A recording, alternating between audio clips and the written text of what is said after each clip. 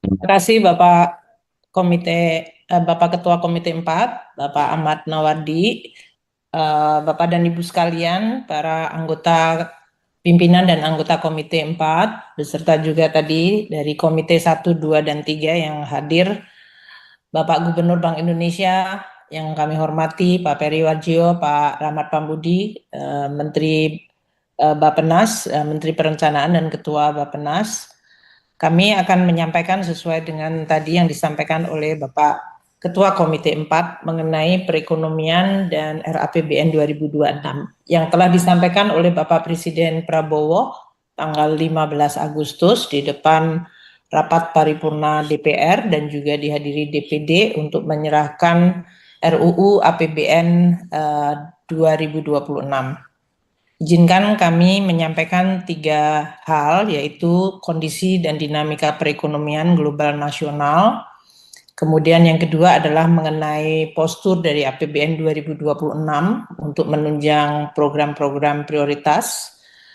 Dan yang ketiga, transfer ke daerah yang direncanakan untuk tahun 2026. Mengenai perekonomian yang sekarang ini masih terus berjalan dinamis, baik dan terutama di sisi global maupun kita di dalam negeri juga. Dari sisi global kita lihat bahwa perang dagang antara Amerika dengan seluruh negara, baik yang dianggap tadinya sekutu maupun mereka yang dianggap berbeda, masih mengalami eskalasi. Yang terakhir, Amerika menetapkan 50% tarif kepada India karena mereka membeli minyak dari Rusia. Terhadap Cina juga walaupun ada 90 hari jeda, namun sudah dalam posisi tarif yang lebih tinggi. Di sisi lain, kita melihat beberapa perkembangan seperti inflasi di Amerika Serikat yang relatif lebih dingin, namun di sisi lain concern mengenai pengangguran juga meningkat. Presiden Trump juga mulai masuk ke beberapa sektor tertentu, tidak hanya besi baja yang selama ini menjadi fokus, tapi juga pharmaceutical, serta tentu saja perang di bidang digital, yaitu chips, terutama untuk akses teknologi artificial intelligence. Kondisi ketidakpastian ini telah menimbulkan volatilitas di pasar keuangan dan juga volatilitas dari harga komoditas. Karena harga komoditas dan pasar keuangan sangat tergantung kepada sentimen yang didrive oleh policy, retorika, maupun perkembangan antar negara.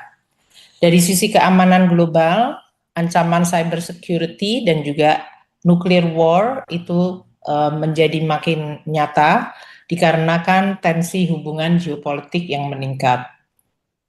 Di tengah perang tarif Amerika Serikat tersebut terhadap berbagai ekonomi di seluruh dunia, sejumlah negara masih menunjukkan resiliensinya dari sisi pertumbuhan ekonomi hingga kuartal kedua.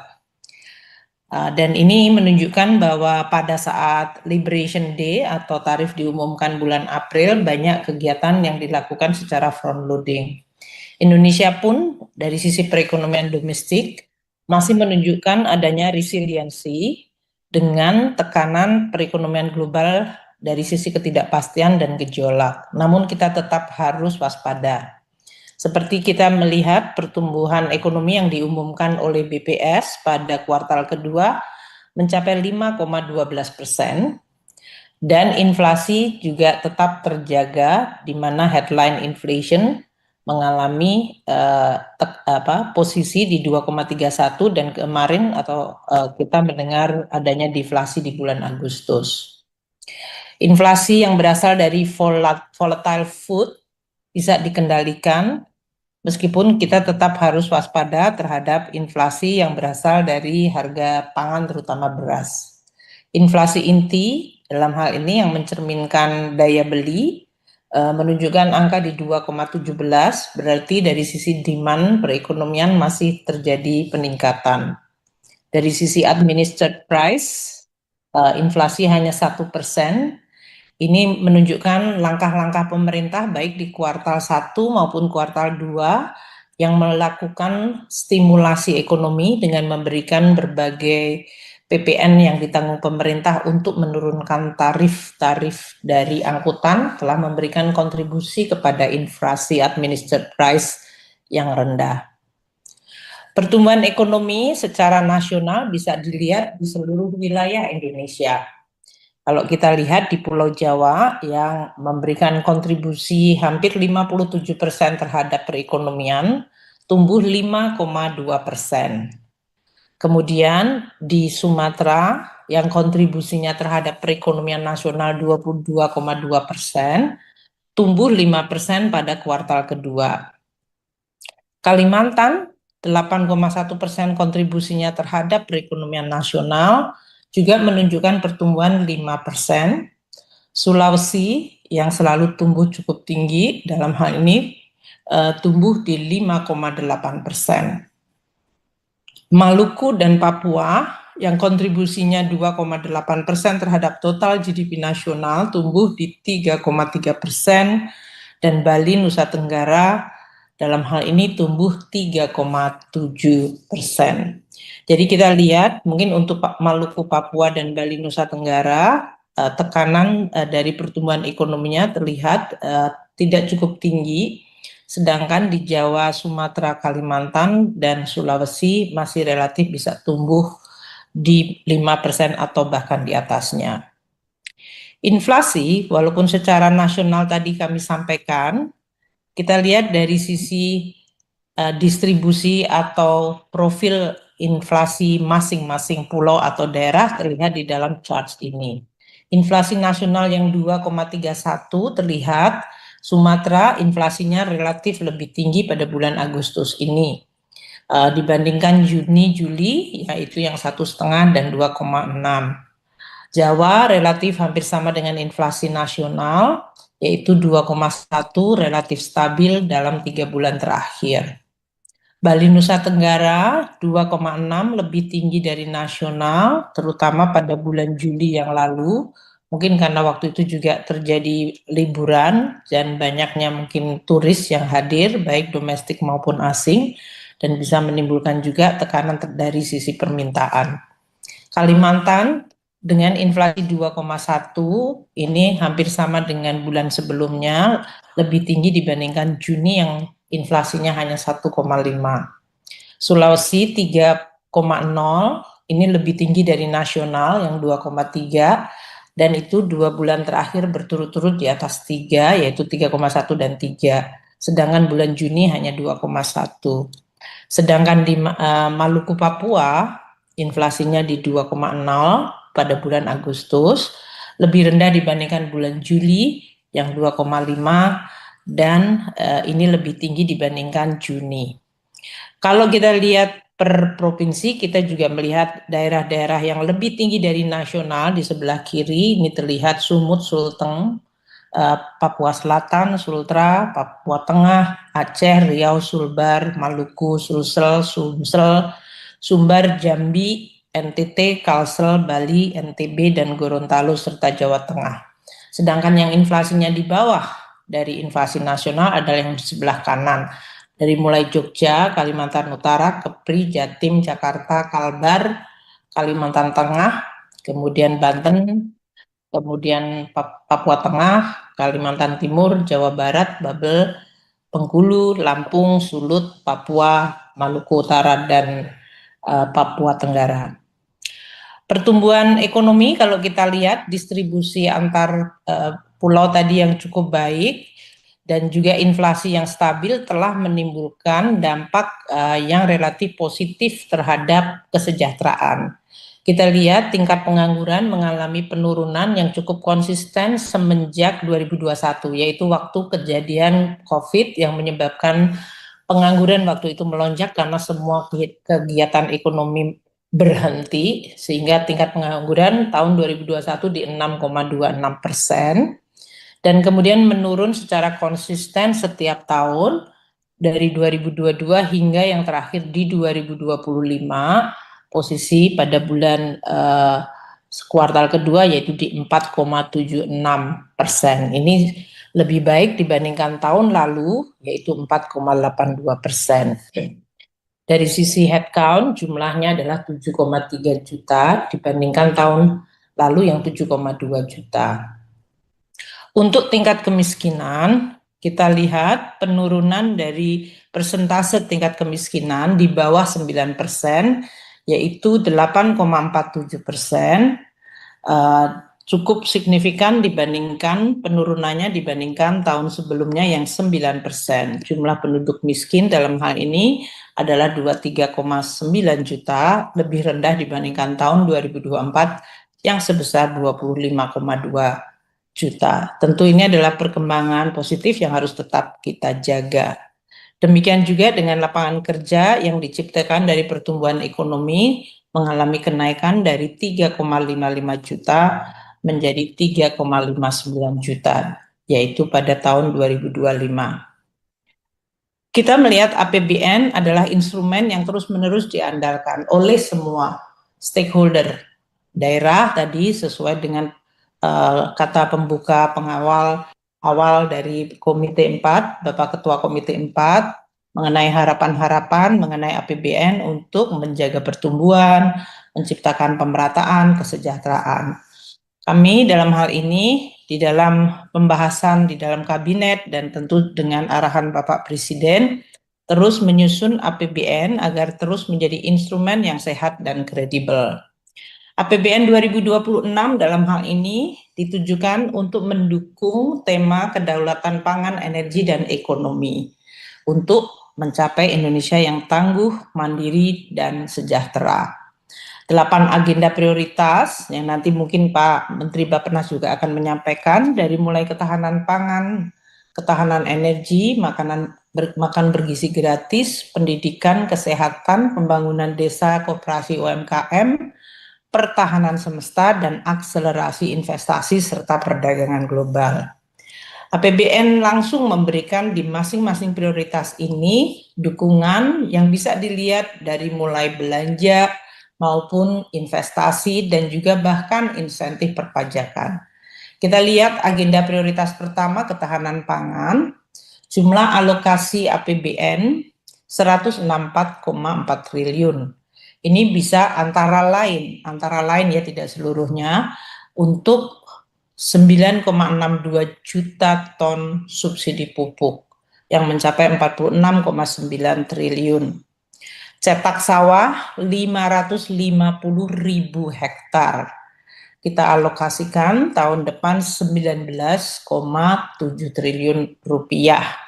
Dan ini semuanya yang menikmati, Pak Ahmad, seperti tadi yang disampaikan Bapak di awal, yang menikmati adalah masyarakat di daerah. Jadi semua daerah tentu saja yang sesuai dengan program-program ini. Jalan usaha tani 103 km, Bulog dalam hal ini untuk menjaga stok beras dan gabah, kita berikan injeksi dana 22,7 triliun rupiah untuk menjaga stok 3 juta ton. Untuk ketahanan energi dengan anggaran 402,4 triliun rupiah, itu dialokasikan sebagian cukup signifikan adalah untuk subsidi dan kompensasi di bidang energi, dari mulai listrik dan kemudian juga dari sisi BBM. Jumlahnya 381,3 triliun. Ini untuk menjaga harga tetap stabil dan masyarakat dari sisi affordability.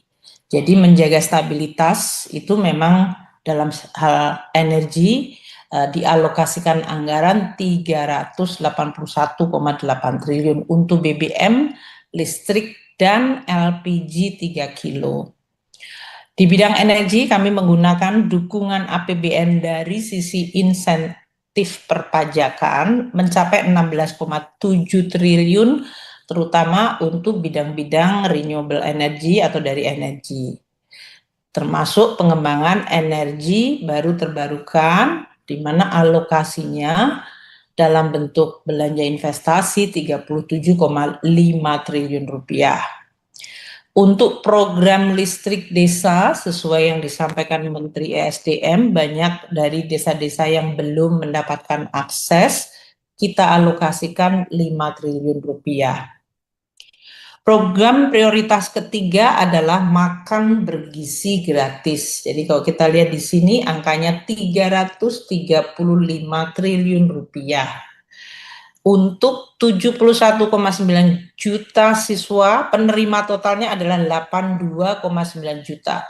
Yang untuk siswa saja 71,9 juta. Untuk ibu-ibu yang hamil dan menyusui 2,9 juta. Dan untuk anak-anak balita yang belum sekolah atau di PAUD adalah 8,1 juta anak-anak. Oleh karena itu, dari makanan bergizi gratis 335 triliun, yang penerimanya adalah siswa, kita masukkan sebagai belanja fungsi pendidikan, yaitu 223,6. Ini juga sekali lagi adalah membantu anak-anak di seluruh daerah di Indonesia.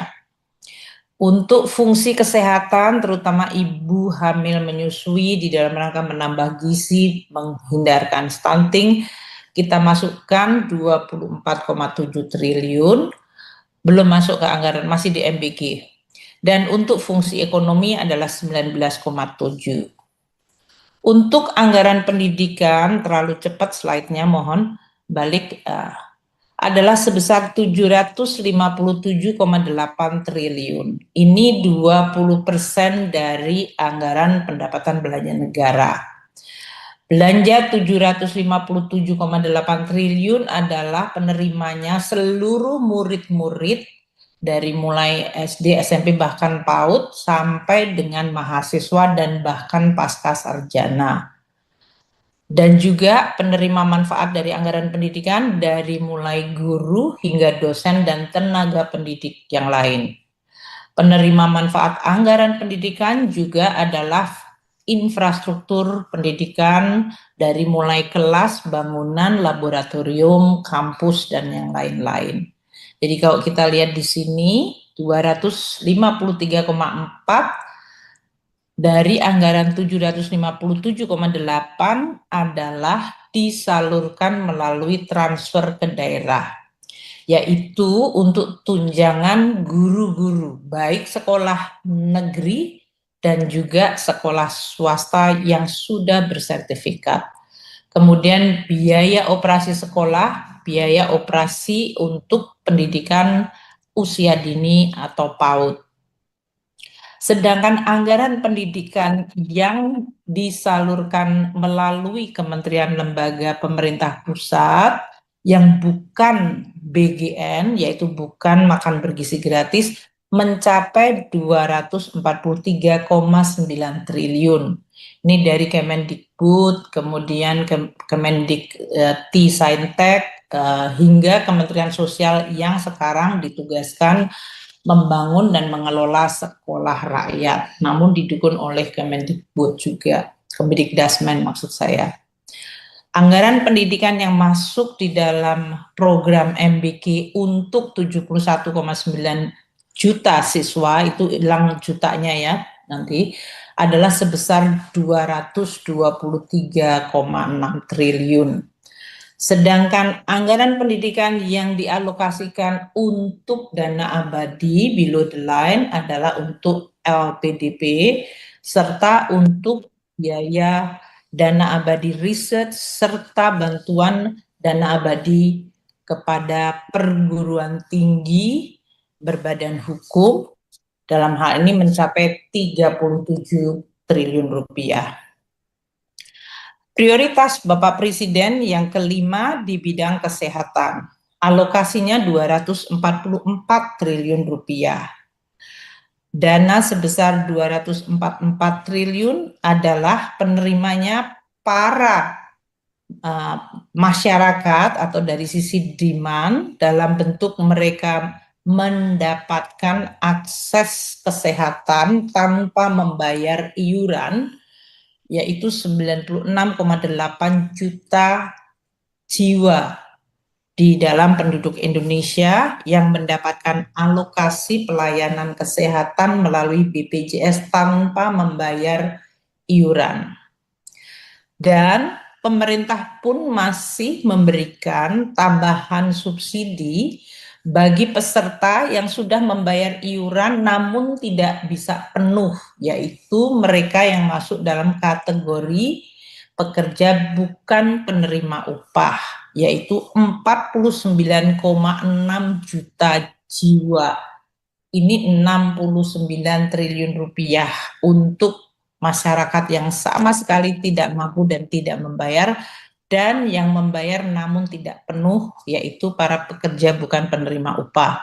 Ini termasuk seluruh para pekerja informal atau kerja yang memang tidak mendapatkan upah secara tetap. Di dalam anggaran kesehatan 2,7 triliun adalah untuk revitalisasi rumah sakit, dan ini semuanya biasanya adalah rumah sakit di daerah. Jadi lagi-lagi walaupun anggarannya kelihatannya di kementerian, tapi yang mendapatkan manfaat adalah daerah. Sama seperti tadi, 69 triliun ini adalah penduduk di seluruh daerah di Indonesia. Dan untuk penurunan stunting serta tuberkulosis. Cek kesehatan gratis ditargetkan 130,3 juta peserta dengan anggaran 2,6 triliun. Ini juga sekali lagi adalah masyarakat di seluruh daerah. Serta bantuan gizi balita dan ibu hamil untuk 7,4 juta dengan anggaran 24,7 triliun. Jadi kalau tadi sesuai dengan kata pembuka dari Ketua Komite 4, agar APBN bermanfaat bagi seluruh masyarakat di daerah, ini seluruh program prioritas walaupun ini adalah nasional, tapi yang menikmati adalah seluruh masyarakat di daerah. Demikian juga dengan prioritas yang keenam, yaitu pembangunan desa koperasi dan UMKM. Ada 181,8 triliun. Yang menonjol dan diluncurkan oleh Bapak Presiden sendiri, yaitu Koperasi Desa Merah Putih, ada 80.000 unit di masing-masing desa, itu bahkan kelurahan pun juga masuk. Dana desa 60 triliun, dan untuk mendukung koperasi desa ini 83 triliun anggaran atau dana pemerintah diletakkan di Bank Himbara. Jadi kalau melihat dana desanya 60 triliun dibandingkan tahun lalu barangkali turun, tapi kalau ditambahkan dengan untuk koperasi desa Merah Putih naiknya lebih dari 50%, karena lebih dari 83 triliun kita masukkan, lebih dari 100% maksud saya kenaikan, karena tahun lalu dana desa adalah 70 triliun. Jadi kalau ditambahkan 83 jadi naik. Ini adalah sesuatu yang kami sampaikan. Kalau dilihat dari nomenklatur programnya, seolah-olah program nasional prioritas. Namun ini adalah tempatnya di daerah, bahkan di desa, kelurahan, dan juga bahkan langsung ke masyarakat. Untuk agenda yang ke-7, prioritas nasional, yaitu perkuatan pertahanan semesta. Anggaran pertahanan 185,2 dari mulai untuk modernisasi alutsista hingga pengembangan industri ketahanan di dalam negeri. Juga alokasi untuk Polri, BIN, BNN di dalam menjaga ketertiban keamanan mengalami peningkatan 179,4 triliun totalnya anggaran yang dialokasikan. Itu dari mulai menjaga ketertiban, keamanan, dan pencegahan terorisme serta kejahatan. Untuk bidang hukum, kejaksaan, HAM, peradilan, termasuk gaji hakim yang disampaikan Bapak Presiden, kita mengalokasikan 60,4 triliun.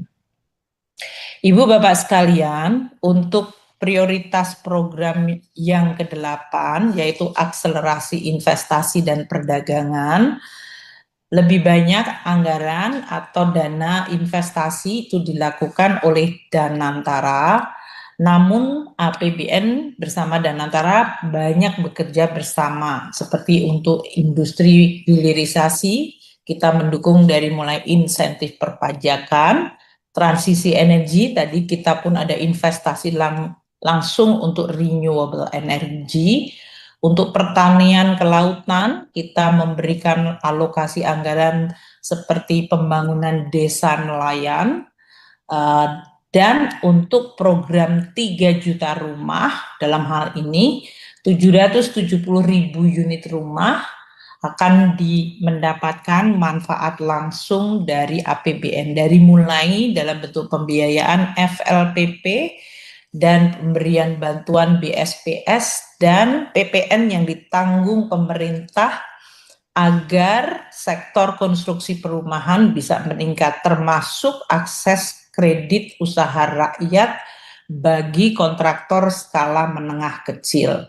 Jadi dukungan APBN kepada perumahan itu all out, dari sisi penerima atau masyarakatnya yang membeli, yang disubsidi, dari mulai pembiayaannya dengan biaya yang murah, dengan kami memberikan anggaran ke FLPP maupun ke PT SMF untuk mendapatkan blending finance yang murah, hingga pemberian bantuan langsung, grant, dan bahkan menggunakan insentif perpajakan seperti PPN yang ditanggung pemerintah, dan bahkan kredit usaha rakyat dengan bunga murah kepada kontraktornya yang size-nya menengah kecil. Jadi ini adalah all out dari seluruh ekosistem perumahan. Kami juga bersama Danantara terus mendukung dari sisi investasi ketahanan air dan dari sisi pengelolaan sampah, yang ini juga sangat penting. Mungkin yang 15 ini saya cepat saja. APBN memberikan perlindungan sosial sepanjang hayat, terutama bagi segmen masyarakat kita yang tidak mampu. Ini yang disebut pemihakan atau yang disebut perekonomian disusun atas azas kekeluargaan. Kalau bagian dari keluarga kita yaitu bangsa Indonesia yang belum mampu, mereka mendapatkan intervensi dari APBN secara langsung, dari mulai ibu hamil agar supaya kehamilannya selamat, mendapatkan gizi yang baik, sampai anaknya yang lahir pada usia dini sebelum 5 tahun usia sekolah, dan kemudian anak-anaknya usia sekolah dari mulai mendapatkan PKH untuk anak-anak usia sekolah termasuk bantuan sekolah dan makan bergizi gratis, sekolah rakyat bahkan sekarang langsung mengambil agar anak-anak yang miskin bisa mendapatkan kesempatan sekolah yang baik, gizi yang baik. Hingga kartu Indonesia Pintar, yaitu beasiswa untuk anak tidak mampu, kartu Indonesia Kuliah, kemudian jaminan kehilangan pekerjaan, subsidi KUR, subsidi bantuan perumahan, subsidi iuran JKN, itu semuanya untuk usia produktif. Dan untuk lansia di atas 60 tahun ada program PKH khusus untuk lansia dan atensi untuk pemakaman lansia, termasuk juga gizi untuk lansia. Ini semuanya dianggarkan 508 triliun rupiah agar kita punya apa yang disebut jaring pengaman sosial. Masyarakat yang tidak mampu dibantu, masyarakat yang mampu dalam hal ini dia memberikan bantuan bersama-sama dengan pemerintah. Ibu Bapak sekalian, APBN bekerja secara keras karena ini adalah instrumen yang seperti saya sampaikan di awal diharapkan, diandalkan, dibutuhkan oleh semua pihak. Sehingga memang kami harus terus melihat kebutuhan seluruh segmen masyarakat. Namun APBN sumber dananya juga bukannya tidak terbatas, namun terbatas. Sehingga memang harus ada prioritas dan juga sesuai dengan yang sudah menjadi program nasional yang ditetapkan oleh presiden terpilih yang mendapatkan mandat dari rakyat. Jadi kami terus menjaga agar APBN itu bermanfaat, bekerja keras namun tetap sehat dan kredibel dengan fokus untuk meningkatkan belanja sesuai prioritas dan tetap efisien, produktif, dan sinergis antar kementerian dan lembaga, antara pusat dengan daerah, dan juga antar sektor.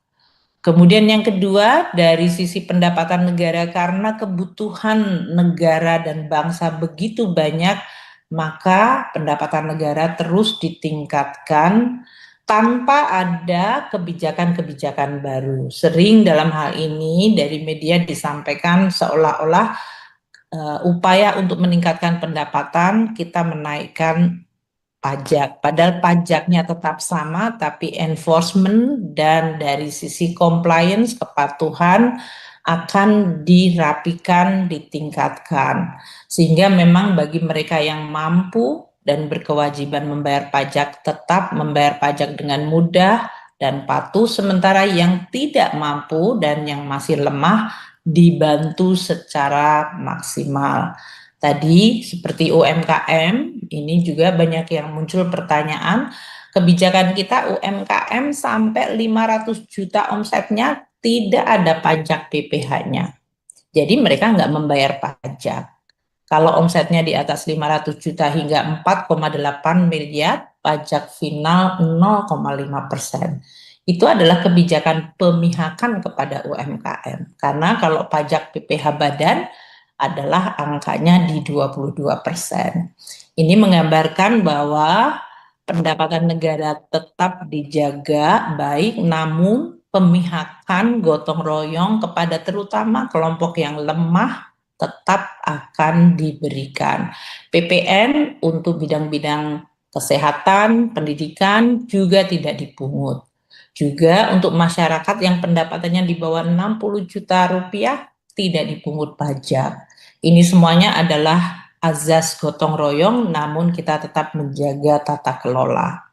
Sedangkan bagian ketiga, pembiayaan yang inovatif dan sustainable, artinya tadi defisit kita ukur agar tetap bisa mendukung, menstimulasi, memberikan ekspansi pada ekonomi, agar ekonomi kita tetap bisa berjalan bagus, menciptakan kesempatan kerja, mengurangi kemiskinan, namun dari sisi utang dan pembiayaan tetap aman dan sustainable.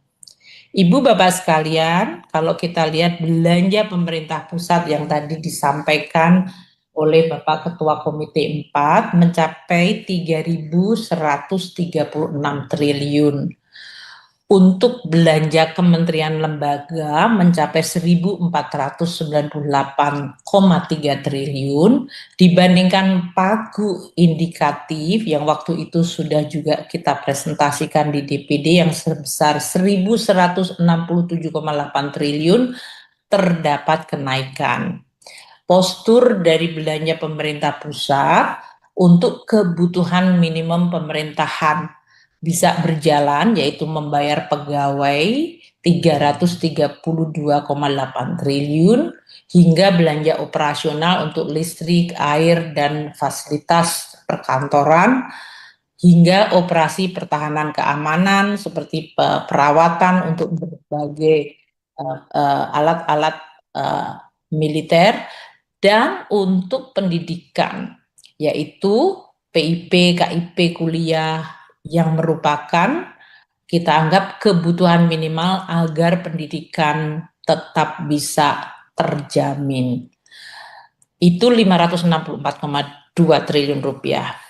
Sedangkan dari 1.498,3 triliun yang dialokasikan untuk mendukung berbagai program prioritas tadi, 8 program prioritas presiden mencapai 934,1 triliun. Ini dari mulai belanja pendidikan, sosial, kesehatan, hingga belanja seperti MBG dan belanja prioritas yang dilakukan oleh 98 kementerian lembaga. Tapi mereka harus tetap berorientasi atau disesuaikan dengan program presiden, terutama di 8 program utama tadi. Untuk anggaran yang tidak dialokasikan di kementerian lembaga, namun mungkin juga nanti bisa bergeser ke kementerian lembaga adalah sebesar 1.638,2 triliun. Contohnya seperti subsidi kompensasi, itu adalah pengampunya seperti Menteri Energi untuk listrik dan BBM, namun anggarannya tidak diletakkan di Kementerian ESDM, namun dipegang di non-KL. Termasuk juga diskresi presiden, pembayaran pensiun, pembayaran bunga utang, untuk kalau terjadi bencana, penanggulangan bencana. Pendapatan negara untuk tahun 2026 di dalam menopang seluruh kebutuhan prioritas dan belanja pemerintah pusat dan daerah itu ditargetkan 3.147,7 triliun, naik 9,8% dari outlook tahun ini. Untuk perkembangan pendapatan negara ini, kalau kita lihat di sebelah kiri, pajak mencapai 2.357,7 triliun, bea cukai 334,3 triliun, dan PNBP mencapai 455 triliun rupiah. Dengan demikian, tahun 2026 rasio perpajakan di 10,47% dari GDP dan rasio pendapatan 12,24%. Seperti tadi saya sampaikan, untuk pajak kita fokusnya adalah compliance dan pelayanan serta enforcement. Jadi program-programnya adalah terus memperbaiki, menyempurnakan Cortex, sinergi pertukaran data, transaksi-transaksi yang dilakukan di digital harus sama treatmentnya dengan transaksi non-digital. Kita terus meningkatkan joint program agar dari sisi pemeriksaan data, pengawasan, intelijen bisa konsisten dan tetap pajak memberikan ruang bagi pemberian insentif untuk menjaga daya beli rakyat seperti tadi untuk perumahan dan berbagai program yang memang menjadi prioritas seperti hilirisasi. Bea cukai dalam hal ini selain cukai hasil tembakau, ada ekstensifikasi barang kena cukai, kemudian intensifikasi bea masuk untuk perdagangan internasional. Karena ini sekarang dalam perang geopolitik yang meningkat, tiba-tiba mungkin ada komoditas yang menjadi globally strategic atau secara global strategis seperti rare earth atau barang jarang, dalam hal ini mineral jarang, kemudian berbagai komoditas yang mungkin mengalami kenaikan dalam suasana geopolitik yang meningkat. Kita juga menggunakan kebijakan bea keluar di dalam rangka mendukung hilirisasi dan untuk meningkatkan tadi ketahanan pangan energi. Di bea cukai juga sama seperti pajak, enforcement menjadi penting terutama untuk penanganan peredaran barang ilegal baik cukai maupun penyelundupan. Dari PNBP kami terus memperbaiki tata kelola, inovasi pengawasan bersama dan penegakan hukum sama dengan pajak bea cukai, dan kita juga terus menyempurnakan sistem informasi dari Minerba. Tadinya batu bara sudah masuk nikel dan mineral lainnya. APBN 2026 tadi telah disampaikan oleh Bapak Ketua Komite 4, defisitnya 2,48%. Angka ini lebih rendah dari sisi persentase GDP dibandingkan tahun ini yang diperkirakan proyeksinya mencapai 2,78%. Tentu ini tujuannya adalah agar rasio dari utang negara tetap terjaga di sekitar 39,96, kemampuan membayar utang tetap terjaga, dan kita bahkan tetap memiliki ruang fiskal untuk mengantisipasi dinamika dan gejolak global seperti yang tadi kami sampaikan pada saat pembukaan presentasi. Dinamika global itu dari sisi capital flow, nilai tukar, kemudian interest rate atau suku bunga, dan juga dari pengaruhnya terhadap harga surat berharga negara kita. Kami menjaga secara hati-hati agar APBN sehat dan outlook dari pembiayaan termasuk pengelolaan utang tetap prudent dan kredibel serta sustainable.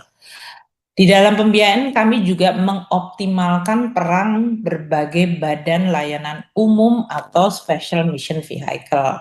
Kalau BLU dalam hal ini seperti pengelolaan dana abadi maupun dari sisi kelapa sawit, itu ada dana pengelolaan kelapa sawit, dan dari special mission vehicle mendukung seperti pembangunan infrastruktur dan berbagai fasilitas di daerah termasuk rumah sakit oleh PT SMI, kemudian SMF mendukung untuk perumahan. Kemudian kita juga memiliki Indonesia Investment Authority dan Danantara sebagai holding dari BUMN kita. Ini adalah defisit dan pembiayaan yang terus terjaga atau dijaga. Saya menutup dengan dari sisi bagian kedua ini postur APBN di dalam tabel ini. Sekali lagi susunan APBN ini adalah konsisten dan menjadi prioritasnya adalah mendukung 8 agenda prioritas Presiden. Pendapatan negara 3.147,7 triliun, pajak 2.357 triliun, bea cukai 334,3 triliun dan PNBP 455 triliun. Belanja negara 3.786,5 triliun, belanja pemerintah pusat 3.136,5 triliun, transfer ke daerah 650 triliun, di mana keseimbangan primer 39,4 triliun ini turun drastis, berarti makin sehat posturnya, dan defisit APBN 638,8 triliun rupiah atau 2,48% dari GDP. Ini juga mengalami penurunan dari sisi level of deficit secara nominal. Pembiayaan sama 638,8. Dengan APBN yang sehat, kami samerikan atau ringkas asumsi untuk menyusun postur ini adalah sebagai berikut. Pertumbuhan 2026 adalah 5,4%, inflasi di 2,5%, suku bunga 10 tahun di 6,9%, nilai tukar 16.500, harga minyak di $70 per barel, lifting minyak 610.000 barel, dan lifting gas bumi setara minyak 984.000 barel. Untuk indikator pembangunan, saya skip, bukan tidak penting karena nanti Menteri Bappenas memang akan bicara di bagian ini. Saya akan langsung kepada kebijakan transfer ke daerah yang tadi disampaikan oleh Ketua Komite 4 dan menjadi perhatian penting dari DPD. Ibu Bapak sekalian, kalau hanya lihat dari transfer, barangkali tidak akan menceritakan secara utuh seluruh pemihakan APBN kepada daerah, terutama kepada masyarakat rakyat di daerah. Belanja pemerintah pusat sebesar 1.376,9 triliun rupiah itu yang menikmati daerah, masyarakatnya termasuk pemerintah daerahnya. Karena ini adalah program-program penting di daerah untuk bisa melayani dan memperbaiki kesejahteraan rakyat di daerah. Coba kita lihat 1.376,9 triliun rupiah. PKH itu semua adalah masyarakat tidak mampu sebanyak 10 juta keluarga, 28,7 triliun. Berarti untuk PKH makin banyak mereka yang miskin akan lebih banyak yang mendapatkan PKH-nya di daerah tersebut. PIP dan KIP kuliah beasiswa itu mencapai 63,6 triliun. Ini berarti anak-anak dan mahasiswa yang tidak mampu atau membutuhkan beasiswa, yang makin banyak mereka yang tidak mampu, mereka mendapatkan lebih banyak alokasi 63,6 triliun. Kartu sembako ini 18 juta penerimanya, keluarga itu 43,8 triliun juga sama. Di daerah di mana keluarga tidak mampu lebih banyak atau akan mendapatkan kartu sembako. Jamkes, jaminan kesehatan 69 triliun itu tadi. Untuk mereka yang tidak mampu membayar BPJS, kelompok miskinnya, dan kelompok yang hanya membayar sebagian, yaitu pekerja penerima upah.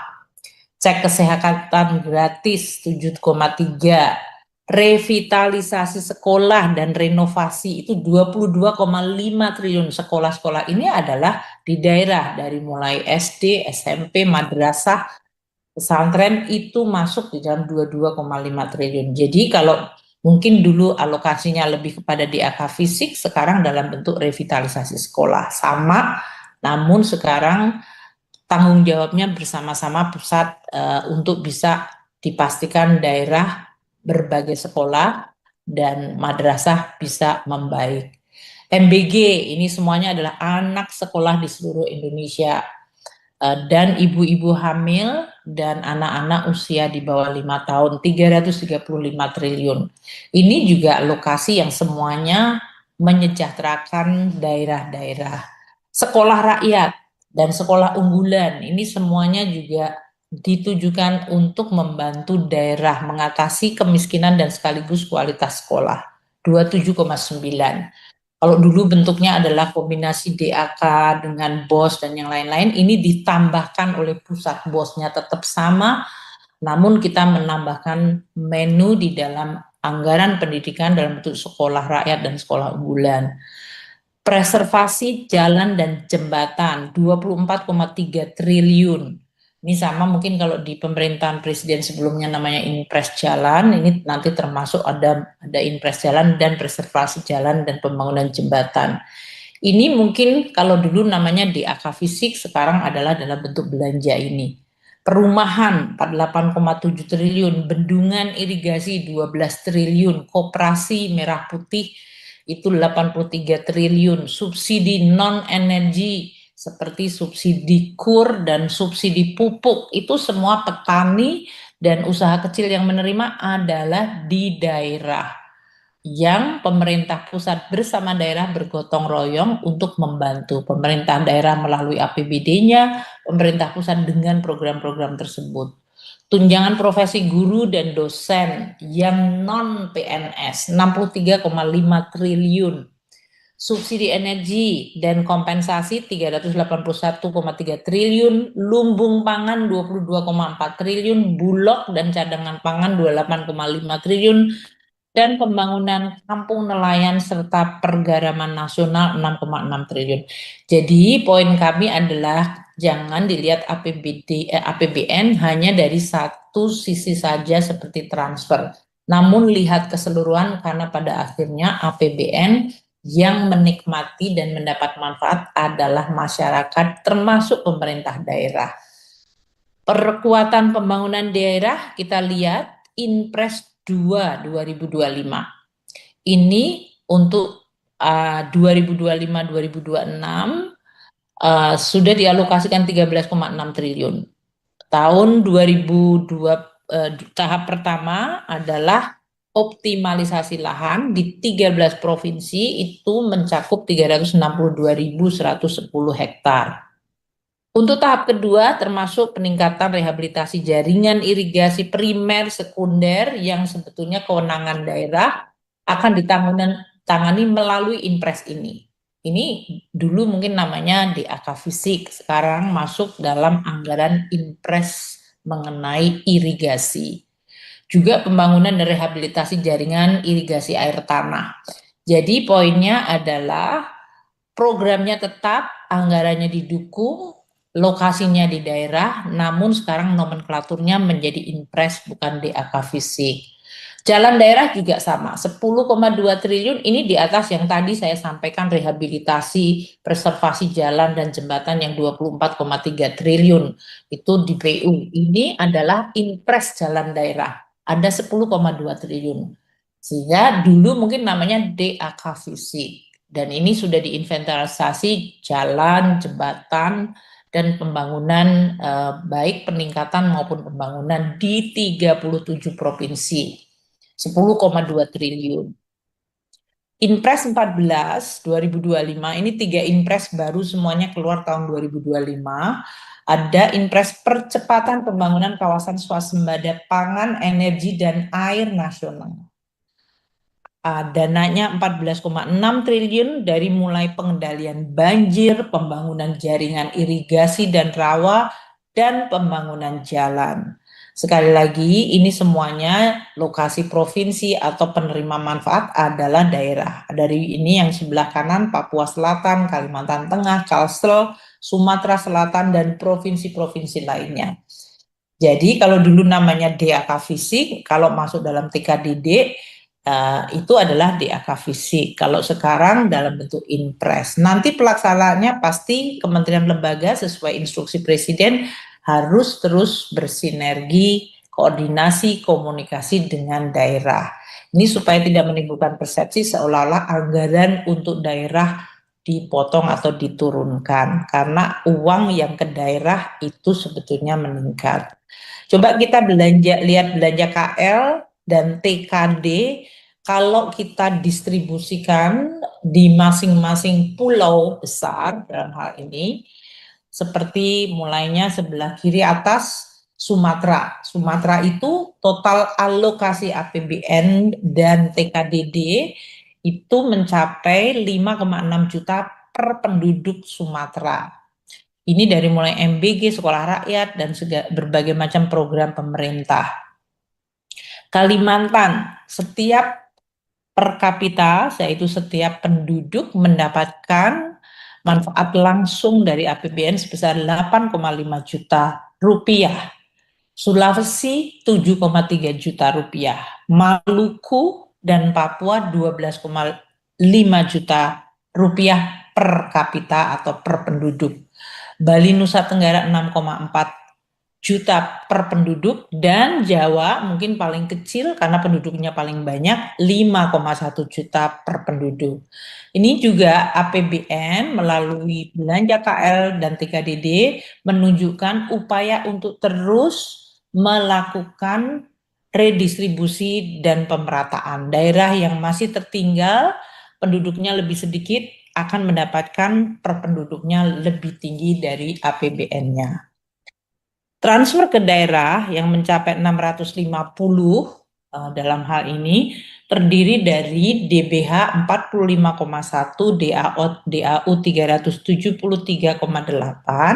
DAK 155,1 triliun, dana otsus 13,1, dana istimewa Jogja 0,5, dana desa 60,6 triliun, dan insentif fiskal 1,8. Kita lihat, untuk dana bagi hasil 45,1 triliun, pagunya disesuaikan dengan kebijakan belanja negara secara keseluruhan, jadi tidak sepotong-sepotong.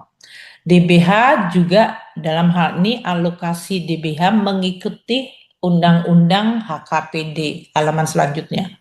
Penyaluran DBH akan berbasiskan pada kinerja dan penguatan sinergi antara pusat daerah dan penggunaan teknologi digital informasi. Alokasi DBH adalah diutamakan untuk DBH yang non-earmark. Perkiraan output yang dicapai melalui 45,1 dari mulai rehabilitasi rekonstruksi jalan, ini berarti ada yang melalui DBH, ada yang tadi melalui belanja KL, ada yang menggunakan impres. Semua jalan tadi dengan berbagai saran. Perlindungan dan pengamanan hutan, iuran JKN, pengendalian kebakaran hutan, bantuan langsung tunai, dan alat kesehatan. Untuk dana alokasi umum yang mencapai 373,8, 361,250 adalah 361 triliun itu adalah dalam bentuk DAU block grant. Jadi itu menjadi diskresinya daerah. Untuk DAU yang spesifik grant 12,56 triliun. Karena untuk meyakinkan bahwa alokasi untuk pendidikan 4,4 triliun, untuk kesehatan 6,4 triliun, dan dukungan kelurahan 1,6 triliun, yaitu agar pelayanan pendidikan dan kesehatan serta kelurahan tetap bisa tercapai tanpa terpengaruh oleh hal-hal lain, prioritas di daerah yang lain. Perkiraan dari output tentu DAU ini diberikan 373,8 di luar yang tadi fungsi pendidikan, kesehatan, dan fungsi pelayanan kelurahan yang 361,2 triliun adalah untuk tadi pembangunan ruang kelas, ada 700 unit, pembangunan perpustakaan, rehabilitasi kelas, untuk pemeliharaan dan rehabilitasi rumah sakit, pembangunan rumah sakit, dan sarana prasarana lingkungan serta drainase. Jadi kalau Bapak dan Ibu sekalian lihat dalam item DAU itu banyak item yang sama dengan yang di pusat tadi, yaitu pendidikan dan kesehatan. Makanya belanja tidak bisa dilihat hanya sepenggal hanya TKDD saja atau belanja pusat, karena mereka bersinergi.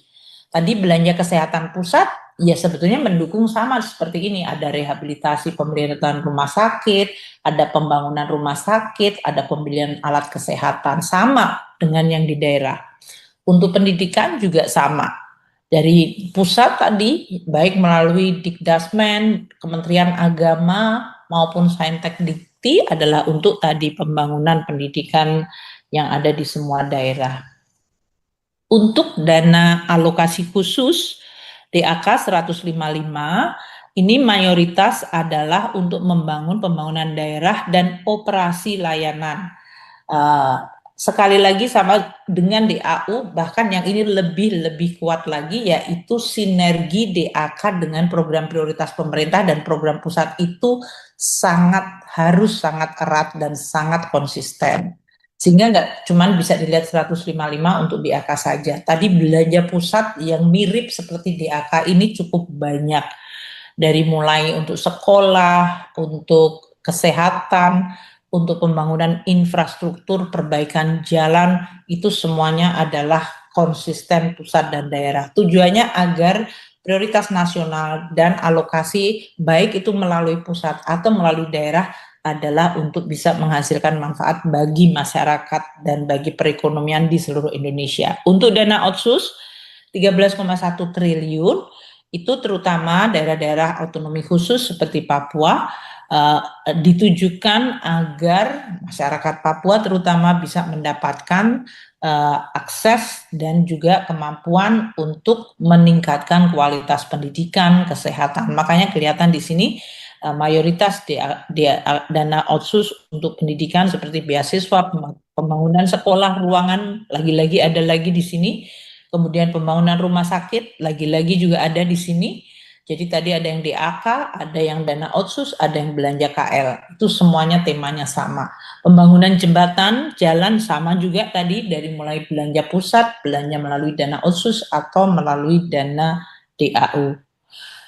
Kemudian untuk dana istimewa Jogja 0,5, ini juga sama. Banyak di Jogja mendapatkan manfaat belanja pemerintah pusat di daerah istimewa Yogyakarta. Tadi dari mulai jalan raya, sekolah perbaikan, dan yang lain-lain. Kalau yang ini yang langsung dikelola oleh keraton atau Provinsi Yogyakarta. Dari pengembangan taman budaya, arsitektur khas Jawa, dan bahkan program UMKM. Ini di luar program UMKM pemerintah di daerah istimewa Jogja, karena program UMKM pemerintah melalui KUR maupun Koperasi Merah Putih itu semuanya juga lokasi di Jogja mendapatkan. Ibu Bapak sekalian, untuk dana desa seperti yang saya sampaikan, angkanya 60,6 triliun.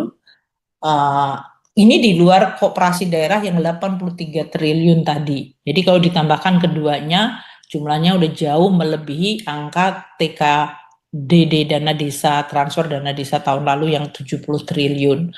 Jadi dalam hal ini desa mendapatkan manfaat langsung jauh lebih besar dari APBN. Dana yang diberikan ke desa memang bisa digunakan untuk membangun jalan desa, embung, posyandu, BLT, drainase. Tapi jangan lupa tadi jalan, embung, posyandu, atau kesehatan, itu anggaran dari pusat pun juga akhirnya jatuhnya di daerah atau di desa. Jadi sekali lagi saya ingin sampaikan pada TPD bahwa kita melihatnya secara keseluruhan APBN tetap berpihak pada daerah dan desa. Hanya sekarang salurannya bisa melalui program nasional di kementerian lembaga, bisa melalui TKDD, atau juga bisa melalui Danantara, yaitu BUMN maupun Special Mission Vehicle. Saya mungkin tidak ulang lagi yang koperasi desa tadi telah saya sampaikan 83 triliun. Ini lokasinya di desa. Jadi desa yang 60 triliun masih ada lagi 83 triliun dalam bentuk kegiatan-kegiatan produktif ini. Dan kegiatan ini didanai dengan memang pinjaman, tapi pinjamannya sangat berbunga murah, yaitu 6% melalui dana yang diletakkan oleh pemerintah di bank-bank himbara. Kita akan menjaga, kita harapkan masing-masing desa akan menjaga kooperasinya ini agar bisa hidup, berkembang, dan meningkatkan kegiatan ekonomi dan kesejahteraan rakyat. Sehingga ya desanya akan makin makmur. Mungkin itu yang bisa kami sampaikan Bapak Ketua Komite 4, Bapak Ahmad Nawardi, dan Bapak Ibu Pimpinan Komite 4, serta para anggota. Terima kasih serta Komite 1, 2, 3 yang hadir di dalam pertemuan hari ini. Terima kasih, mohon maaf agak lama karena pasti perhatian dan memang fokus dari teman-teman di DPD adalah seperti ini. Tadi kami belum sampaikan, kami hadir dengan seluruh wamen saya di sini dan seluruh eselon 1 terkait yang siap untuk mendengarkan mungkin berbagai pertanyaan atau masukan dari DPD. Terima kasih, kami kembalikan kepada Bapak Ketua. Assalamualaikum warahmatullahi wabarakatuh. Waalaikumsalam warahmatullahi wabarakatuh. Waalaikumsalam warahmatullahi wabarakatuh. Terima kasih Ibu Menkyu